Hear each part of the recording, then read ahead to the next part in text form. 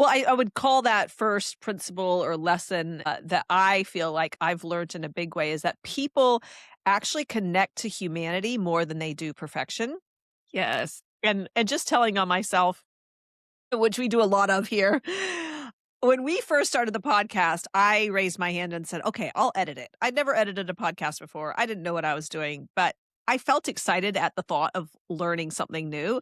And so I get in the back end and I'm trying to edit. And I had this thought in my mind that, okay, I want people to stay engaged. I don't want to be boring.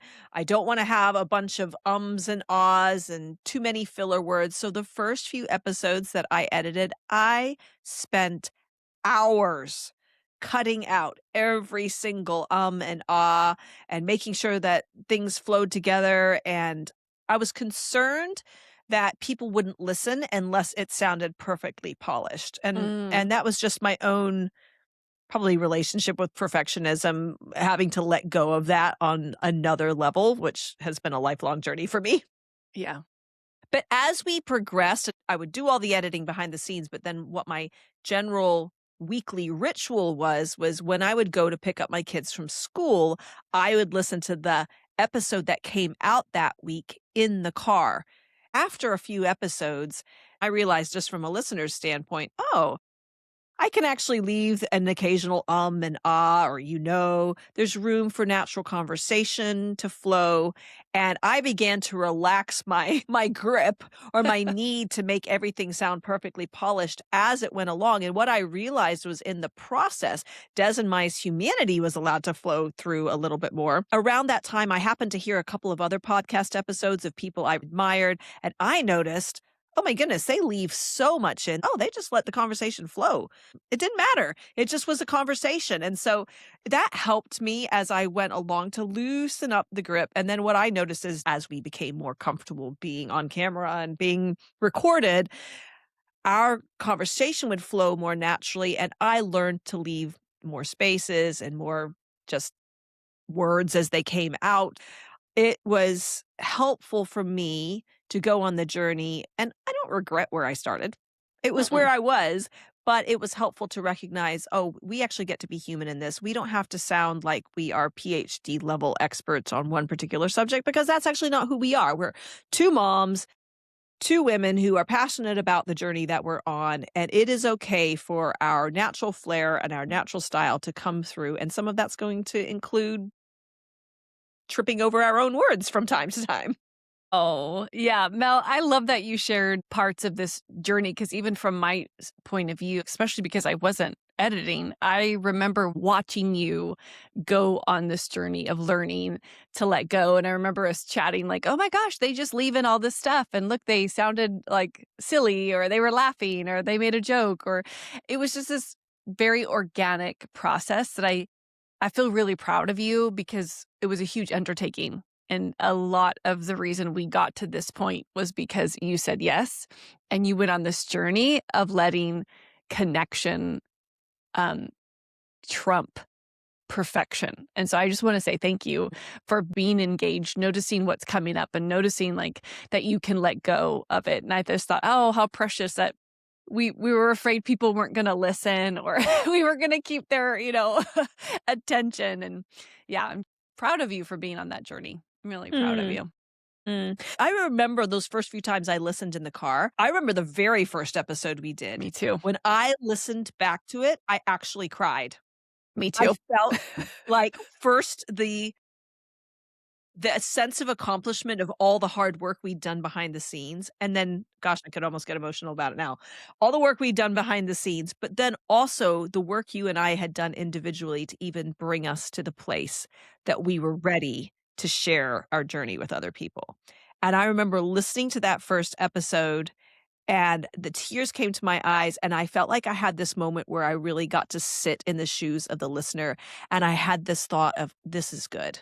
This is actually a good thing." And Yeah. not just good that we're doing it so it's good, but actually even the quality of it. I remember thinking, "We're doing a good job. We're Yeah. starting out, but we're doing a good job." That was a big deal for me as someone who has had a really loud inner critic in my life Mm. for a long time. I think it was a moment of just even recognizing the growth that I had undergone to even come to that point. Did you Yeah. notice anything similar for yourself when you heard those early episodes? Yeah, I was just reflecting. I also felt extremely emotional listening because I think we've even shared that probably a catalyst to beginning for me personally was because I could tell my heart had wanted to do this. And so when I actually listened to it, I felt a lot of gratitude that I hadn't disqualified myself. I hadn't kept putting it off to do something that's more, makes more money or this or that or whatever would always talk myself out of. I felt a lot of gratitude. And I felt that it was good that we were doing it. And again, this first takeaway for us is that it's about the connection. It's about connecting to ourselves. It's about connecting to our own stories. It's about connecting to our hearts and our desires and our dreams and really modeling that for the listener over any concept of like, it has to be perfect in order to validate whether or not you should have started it. Mm. And I think that this was a perfect experience for us to learn how to walk that out.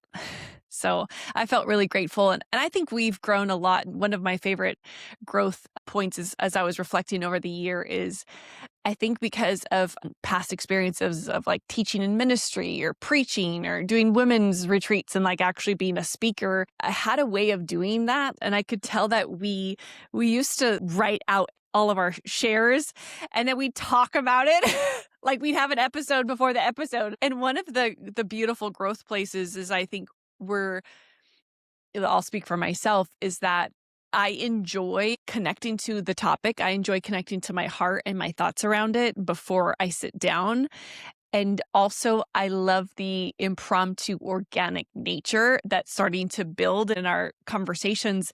That feels so fun for me. That feels like a lot of growth. Because I mean, I had 10 pages of notes of like things I would write. And now I just, chicken scratch a piece of paper Yeah. and. I know this week's notes are like Yeah. half a page, and it used to be like Yes. we'd print out all these behind the scenes. Okay, make sure we go to okay, and then we're going to transition to that.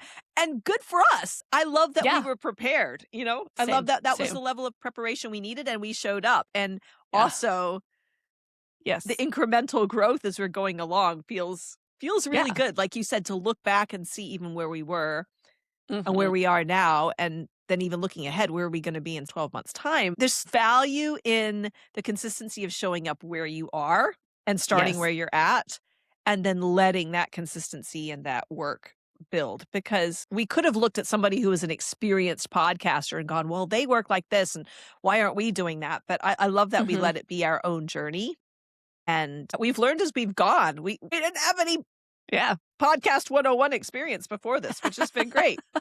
Yeah, and I think one of the fruits of doing it this way and starting and valuing connection over perfection is that I'm learning to trust myself on a whole new level Mm. Mhm. by Mhm. just like being in the moment and being present and starting before I knew everything. I'm just grown in so much trust.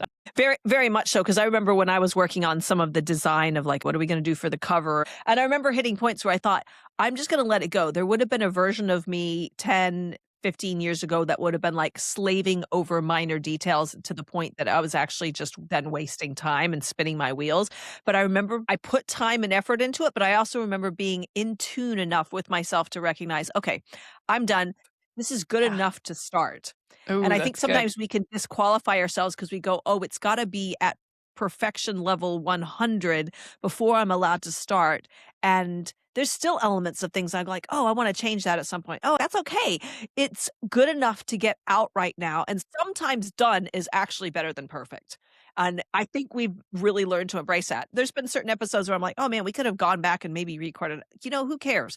It's done. Mhm. Done is better than perfect. I think there's something where we show ourselves value as creators by just letting what is within us come out and saying, "This is a good thing." Is there gonna be room for improvement? Sure, but I'm not gonna spit all over or trample on the work that we are bringing now. We're bringing the best of what we have now to the table, recognizing that there is a continuum and a journey of what is our best 6 months ago. It's not gonna be our best 6 months from now, and that's okay. Correct. Love it. Such Mm. wise words.